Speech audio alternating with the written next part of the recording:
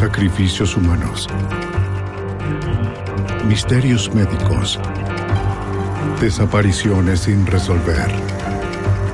La magia de la naturaleza. Secretos y misterios.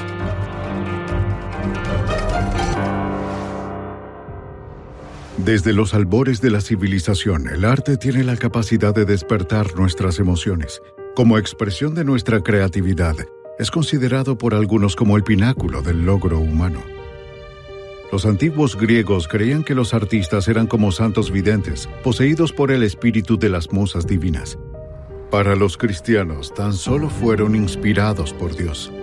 Ya sea que la habilidad para hacer arte sea una facultad humana o que un agente sobrenatural lo produzca, una cosa es segura: hay obras de arte que cambian al mundo. Hoy veremos las historias extraordinarias de algunas de ellas. Obras de arte misteriosas. Número 10. El enigmático significado de Ed in Arcadia Ego. En dos pinturas de dos artistas diferentes vemos el mismo tema. Pastores en un paisaje inclinado sobre una tumba de piedra, y en cada tumba la misma inscripción en latín: Ed in Arcadia Ego. La más antigua de las pinturas del pintor barroco italiano Guercino es más oscura, el paisaje lúgubre y depresivo. Los dos pastores miran asombrados, casi asustados. El maestro clásico francés Poussin, inspirado por Guercino, produjo dos versiones de la escena. La segunda y más conocida está ambientada en un paisaje idílico, bañado por una luz dorada. Aquí a los pastores sorprendidos se les une una mujer, aunque sus gestos y actitud la distinguen del grupo. Es serena, monumental, y está vestida con túnicas que sugieren antigüedad. Pero, ¿a quién pertenece la tumba y por qué las palabras latinas? Arcadia era un lugar real ubicado en la parte interior del Peloponeso, en Grecia. Estaba escasamente poblado, principalmente eran pastores, y por estar rodeado de montañas, era de difícil acceso. Ya en la antigüedad existían leyendas sobre esta tierra casi mítica. Para el poeta Virgilio era un paraíso terrenal y virgen, un lugar de armonía y dicha. Entonces, ¿acaso el descubrimiento de la tumba por los pastores significa su encuentro con la muerte? En el sur de Francia hay un pueblo llamado Rennes-le-Château. Cuando un nuevo sacerdote llamado Berengier Saunier fue designado para la parroquia en 1885, se dedicó de inmediato a renovar la iglesia, y en el transcurso de ese trabajo encontró algo que lo hizo extremadamente rico. Entonces, ¿cuál es la conexión entre Rennes-le-Château y los pastores arcadios?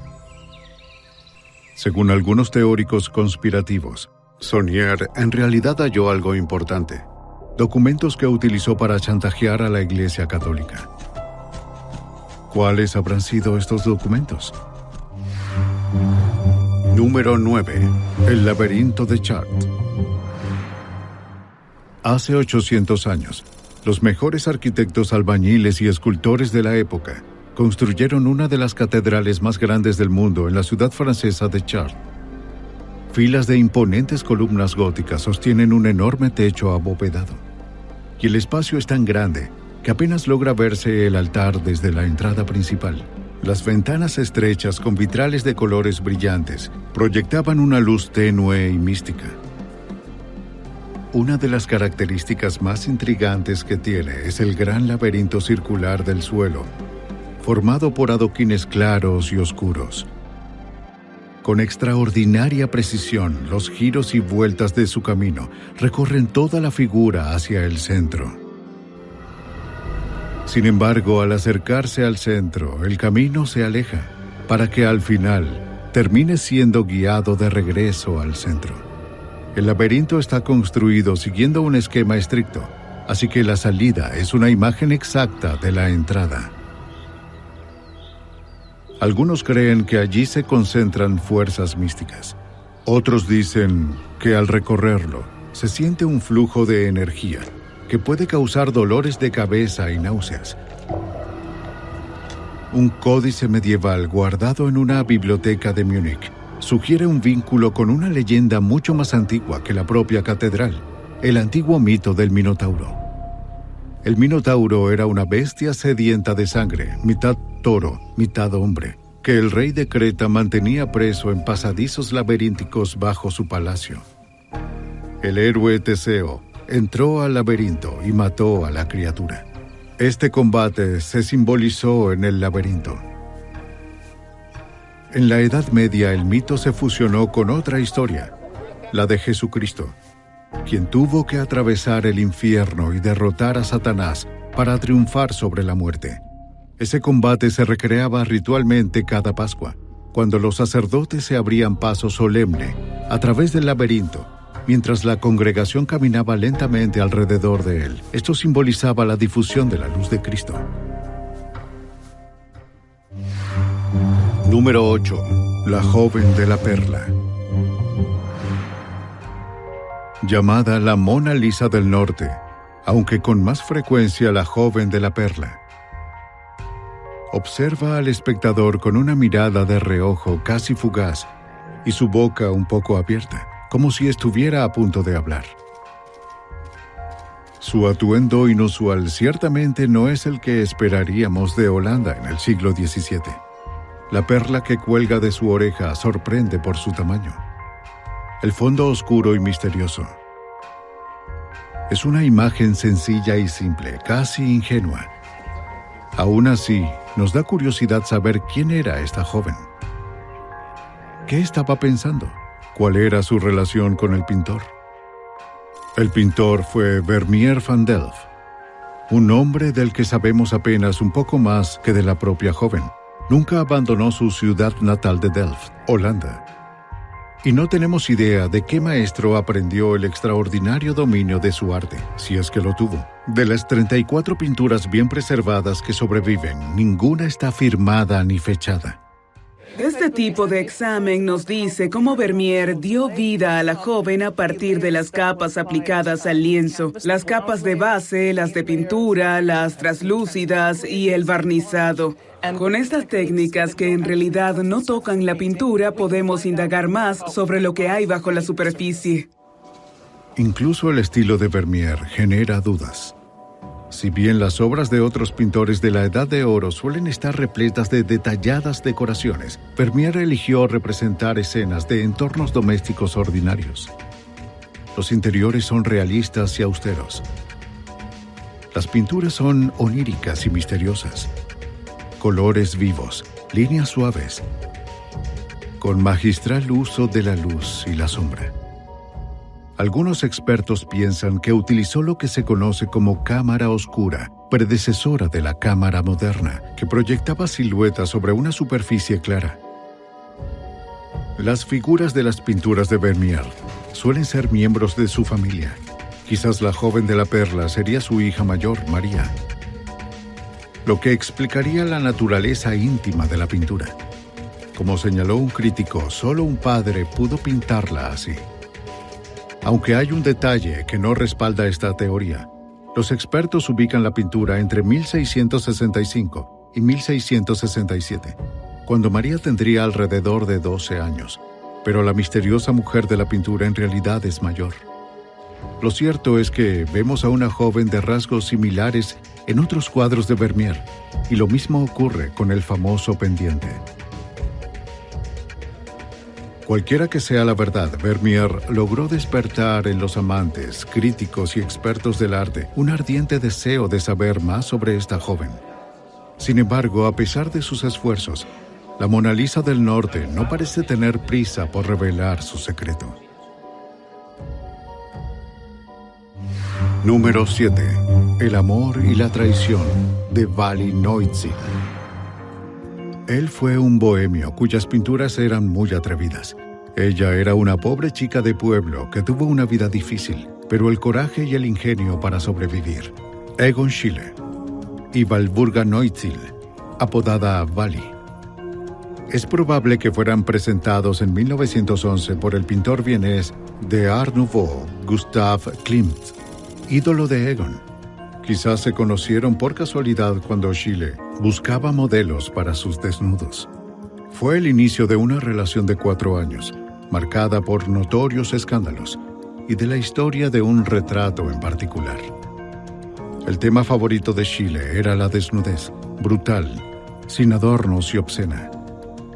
Obsesionado con la sexualidad femenina, estaba plagado por pensamientos sobre la muerte. Sabemos poco acerca de Vali. Nacida en la familia de un maestro, ella también perdió a su padre poco después de su nacimiento. Su madre trató de alimentar a sus 4 hijas en Viena, en ese momento una capital en rápido crecimiento. Vali resulta ser la modelo que el artista necesita para ayudarlo a representar el erotismo crudo que lo motiva. Además de sentarse, o más a menudo acostarse para sus pinturas, cuida de las otras modelos y se ocupa de sus finanzas y papeleo. Fue en esa época tormentosa cuando Schiele pintó lo que se conoce como el retrato de Vali. La mujer lo mira directo, con ojos claros y conmovedores.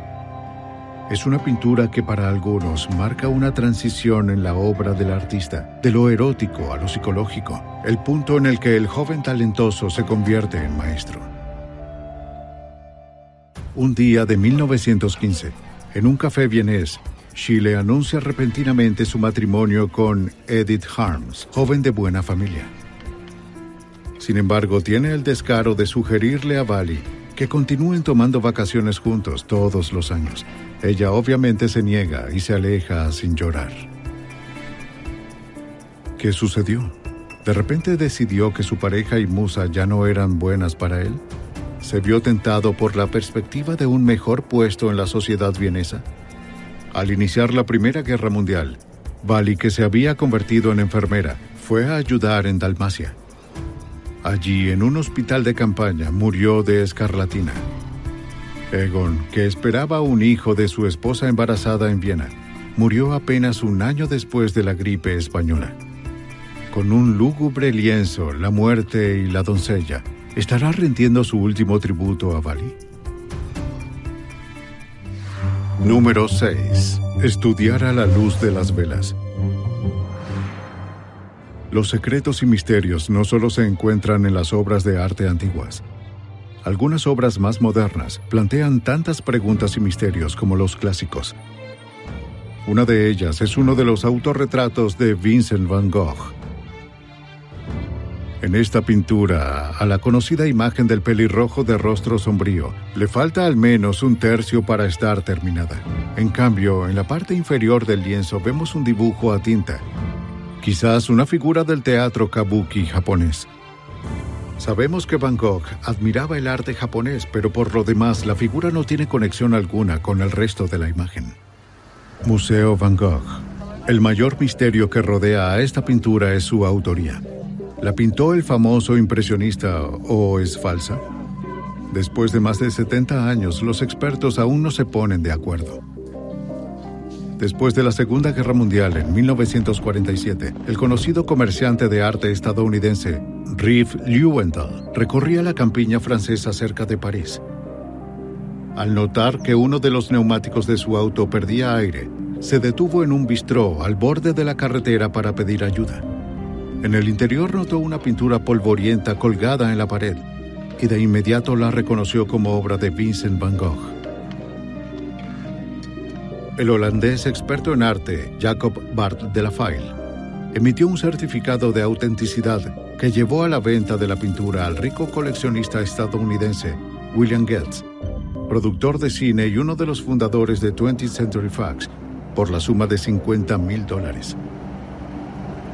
Pero de inmediato surgieron dudas sobre la autenticidad de la pintura, no solo de parte de un exdirector del Museo de Ámsterdam, sino también del sobrino del artista, Vincent Willem van Gogh, quienes el año siguiente anunciaron que la pintura era falsa, alegando que la inusual firma y la obra japonesa no podrían haber venido de la mano del gran maestro.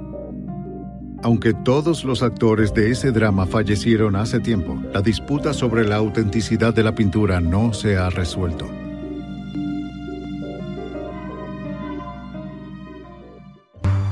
Número 5. El secreto de la Mona Lisa. Es, sin exagerar, el cuadro más famoso del mundo. Cada día 20.000 visitantes acuden al Louvre de París para verlo, y su precio se estima en unos 1.000 millones de euros. La Mona Lisa, obra maestra de Leonardo da Vinci. Durante siglos, la expresión ambigua de la mujer ha intrigado tanto a los amantes del arte como a los expertos, sin mencionar aficionados al misterio y las conspiraciones. ¿Su sonrisa es expresión de satisfacción? ¿Siquiera es una sonrisa? Según un dentista y experto en arte de Maryland, el conjunto de características es típico de una persona que perdió los dientes delanteros. Incluso puede tener la mandíbula rota. ¿Podría ser que la dama que posó para este retrato tan famoso fue víctima de violencia doméstica? Un médico de la Universidad de Palermo atribuye la extraña apariencia de Mona Lisa al colesterol elevado. Incluso detectó un bulto graso en su ojo derecho. También hay preguntas sobre la identidad de la mujer. Generalmente se cree que es Lisa Maria Gherardini del Giocondo, esposa de un rico comerciante de seda florentino. Leonardo comenzó la pintura hacia 1503 o 1504, pero no la terminó hasta al menos 10 años después, mientras llevó el cuadro con él a varias ciudades italianas y por fin a Francia, donde se instaló. Por lo tanto, algunos asumen que la imagen tuvo una importancia especial para Leonardo. Quizás el artista intentaba captar el ideal de belleza. ¿O podría el lienzo representar nada menos que a su propia madre? Algunos incluso sugieren que la famosa Mona Lisa puede no haber sido una mujer, alegando que sus rasgos son andróginos. Entonces, ¿podría ser este un retrato oculto de Gian Giacomo Caprotti, el sirviente, pupilo y posible amante de Leonardo? El joven apodado Salai, o Diablo, pasó muchos años en casa de su amo. La investigación más reciente hizo poco por resolver el misterio. El científico francés Pascal Cot sometió la imagen a una inspección utilizando su recién desarrollado método de amplificación de capas, que capta la luz de 13 longitudes de onda para revelar las diversas etapas de la pintura. Hizo un descubrimiento revolucionario. La pintura esconde un segundo retrato en una de las capas más profundas de la imagen. La mujer es mucho más joven, tiene rasgos más nítidos y mira en otra dirección, pero no sonríe. Entonces, ¿cuál de las dos es Lisa Gherardini? ¿Y quién es la otra mujer? ¿O podría ser la misma persona? Número 4. La estatua de Jesús con dientes reales. En 2014, a la restauradora mexicana Fanny Unickel se le encomendó la reparación rutinaria del Señor de la Paciencia, una estatua de madera de Cristo crucificado.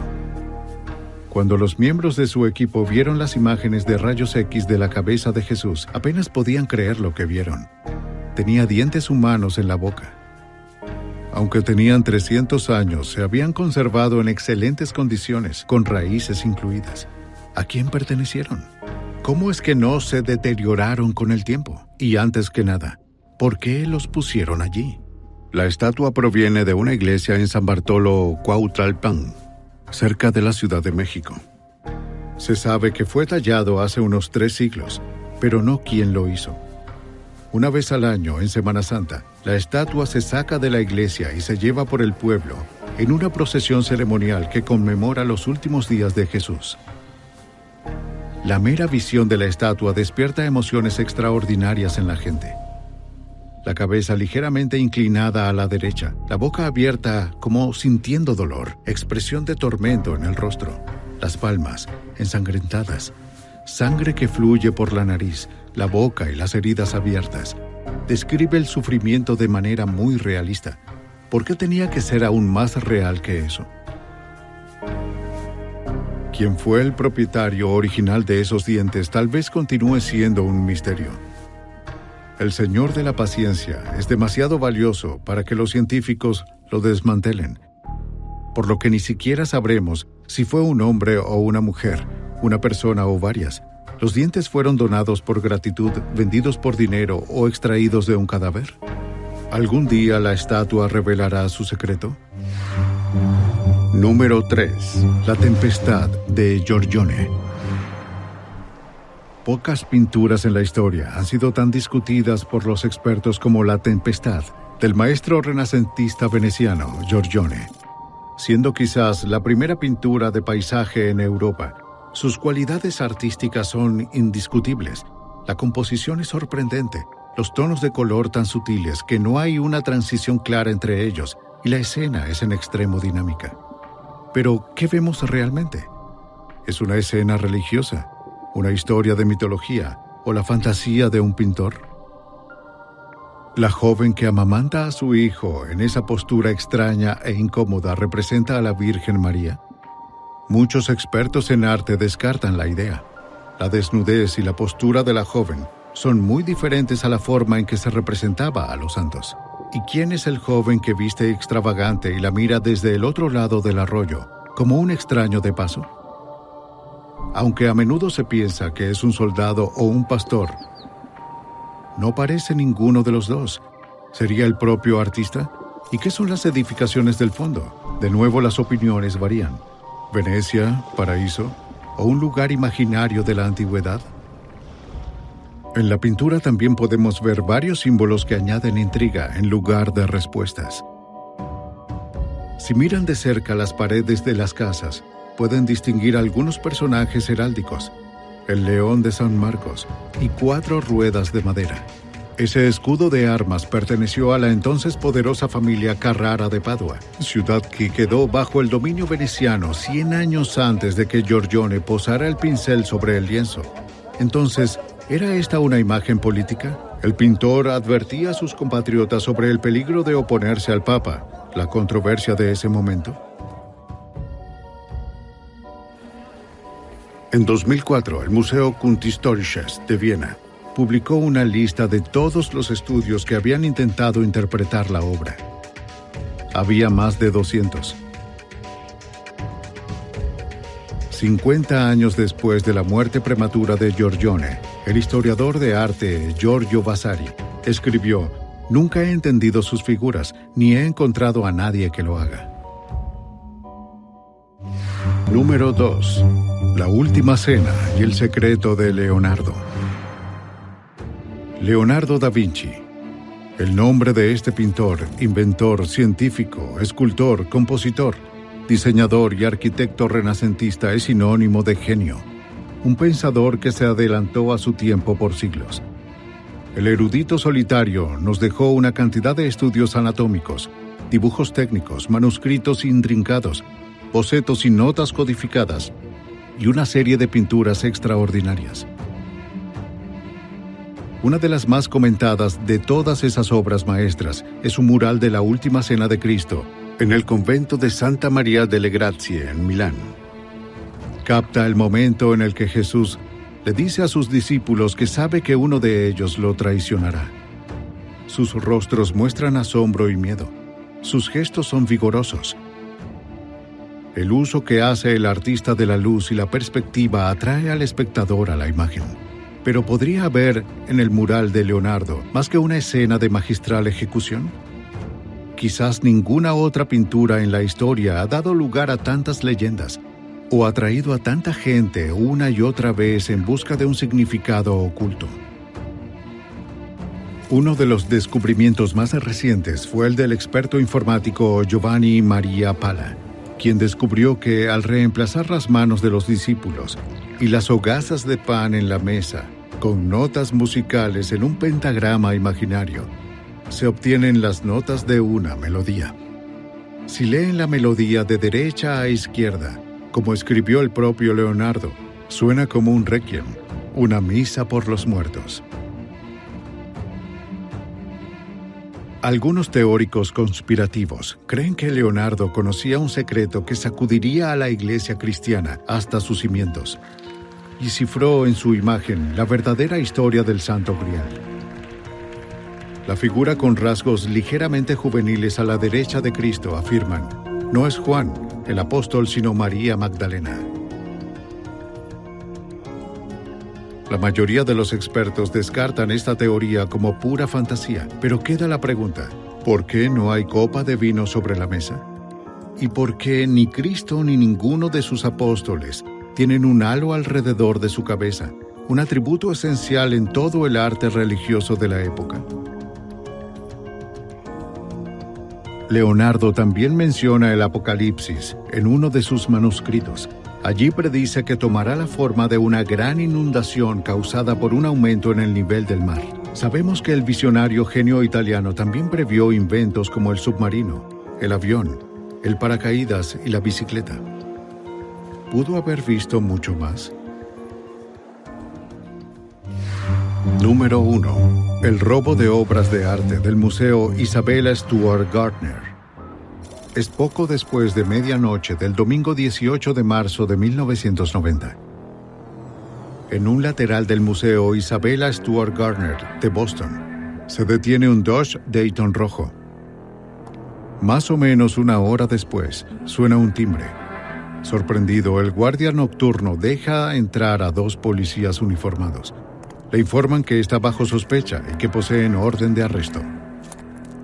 Así comenzó el mayor robo de arte en la historia de Estados Unidos, un crimen que hasta el día de hoy sigue sin resolverse. Por los registros del detector de movimiento, se sabe que el robo duró 81 minutos. Los ladrones se llevaron 13 piezas, seleccionaron con cuidado obras de Manet, Degas, Vermeer y Rembrandt, con un valor total estimado de $500 millones. Sí, es un valor aproximado de $500,000 en arte. Sin embargo, estas obras son muy difíciles de mover debido a su significado y porque no podrán revenderse, pues las estamos buscando. Así que quien piense que va a obtener esa cantidad de dinero por ellas está loco. A pesar de una larga y densa investigación, nunca nadie fue acusado. El FBI cree conocer la identidad de los ladrones, pero murieron hace mucho tiempo. Uno de ellos, el mafioso Bobby Donati, fue secuestrado en 1991 y hallado pocos días después en el maletero de su propio auto con la garganta cortada. La única persona viva que podría tener algo de información sobre el misterio es un gángster llamado Robert Gentile. Los detectives hallaron 2 uniformes de policía en su casa, así como una lista manuscrita de las obras robadas detallando su valor. Casi 30 años después del robo, los marcos siguen vacíos, porque el museo aún espera que un día las obras regresen al lugar que les corresponde.